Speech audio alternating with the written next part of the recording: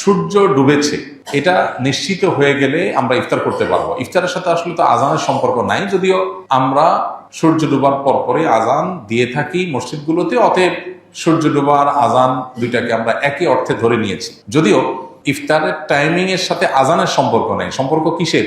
সূর্য ডুবার। অতএব সূর্য ডুবেছে এটা নিশ্চিত হয়ে গেছেন, আপনি ইফতার করতে পারবেন। এতটা এত মিনিটে সূর্য ডুবে গেছে, এতটা এত মিনিট পার হয়ে গেছে, মানে নিশ্চিত আপনি ইফতার করতে পারবেন।